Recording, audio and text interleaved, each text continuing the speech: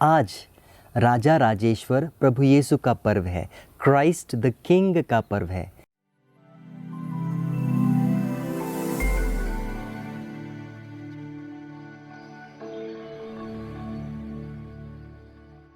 मेरे मित्रों, जीवन एक खोज है।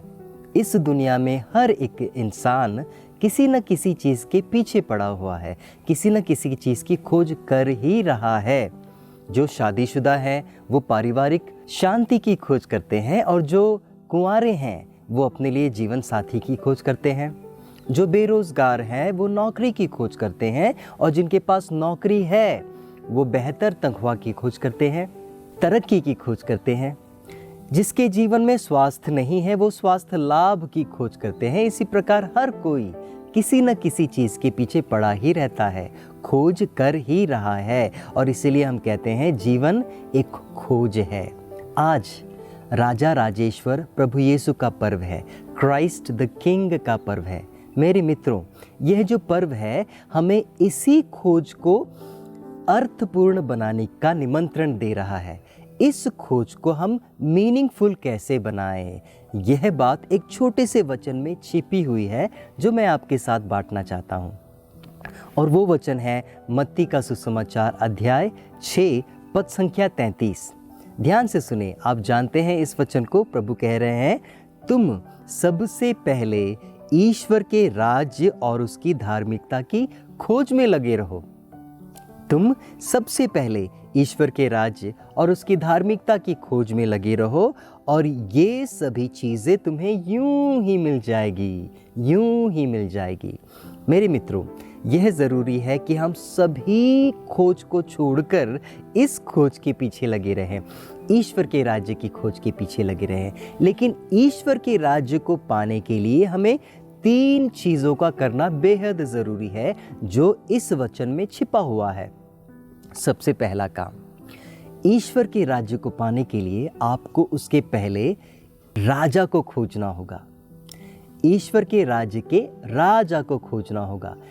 क्या आपने कभी सुना है कि एक राज्य है और उसका राजा ही नहीं है? क्या बिना राजा का कोई राज्य हो सकता है? बिल्कुल भी नहीं। अगर राजा है तो ही राज्य होगा, और राज्य है तो ही राजा होगा। और इसीलिए थोड़ा सोचिए, अगर आपके पास में राजा है तो क्या उसका राज्य आपका नहीं होगा? ज़रूर होगा। और इसीलिए मेरे मित्रों, सबसे पहला काम, सबसे महत्वपूर्ण काम, राज्य के राजा की खोज करें। क्योंकि यदि आपके पास राजा है तो उसके पास जो कुछ भी है, उसके राज्य से लेकर उसकी धन संपत्ति तक सब कुछ आपका हो जाएगा। और इसीलिए प्रभु यीशु की खोज करते रहें। सुनिए प्रभु का वचन क्या कहता है। यिर्मयाह का ग्रंथ अध्याय 29 पद संख्या 13। प्रभु कह रहे हैं, यदि तुम मुझे पूर्ण रूप से ढूंढोगे तो मैं तुम्हें मिल जाऊंगा और तुम्हारा भाग्य पलट दूंगा। प्रभु आपके जीवन को पलटना चाहता है, आपके जीवन को चेंज करना चाहता है, परिवर्तित करना चाहता है, बशर्ते आप प्रभु की खोज करते रहें जो आपके जीवन का राजा है। दूसरा काम जो आपको करना है मेरे मित्रों, वो ये है कि देखिए, जीवन में अपने जिस समय आप अपने बिस्तर से जागते हो, आपके जीवन में 1000 काम होंगे, 1 से लेकर 1000 तक। हम में से ऐसे कोई लोग हैं जो इन कामों की महत्वपूर्णता को देखते हुए उसे नंबर में भी बांट देते हैं। पहला काम, दूसरा काम, तीसरा काम और चौथा काम। आपके जीवन में सबसे महत्वपूर्ण काम कौन सा है? क्या आप जानते हैं? आज का यह वचन हमें बता रहा है। ध्यान से सुनिए प्रभु का वचन क्या कहता है। प्रभु कहते हैं, तुम सबसे पहले नौकरी ढूंढने के पहले भी, जीवन साथी ढूंढने के पहले भी, सबसे पहले अच्छे स्वास्थ्य ढूंढने के पहले आप ये वाला काम करो। इस काम को आप नंबर 1 काम बनाएं। इसे कभी भी भूलकर नंबर 2, नंबर 3 या नंबर 4 न बनाएं। प्रभु कह रहा है, तुम सबसे पहले ईश्वर के राज्य और उसकी धार्मिकता की खोज करो और बाकी की चिंता ना करो। सबसे पहले यही काम आपका नंबर 1 काम हो। तीसरा, महत्वपूर्ण काम जो आपको स्वर्ग राज्य की प्राप्ति के लिए महत्वपूर्ण होगा वो ये है मेरे मित्रों, यदि आपके पास में राजा है तो उसका राज्य भी होगा, और यदि आपके पास में राज्य है तो आपके पास सब कुछ है।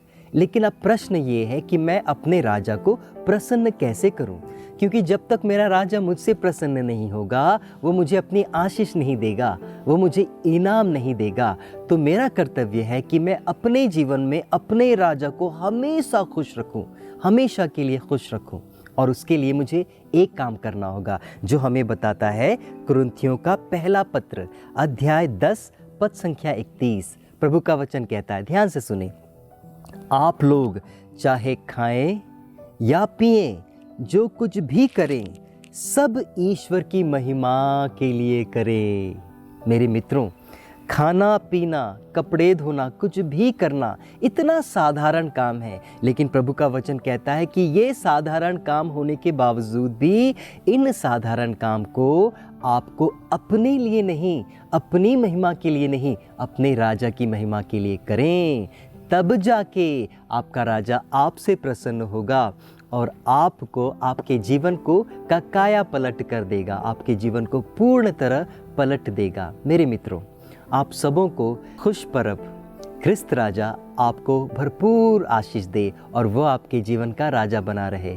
सबों को जय यीशु।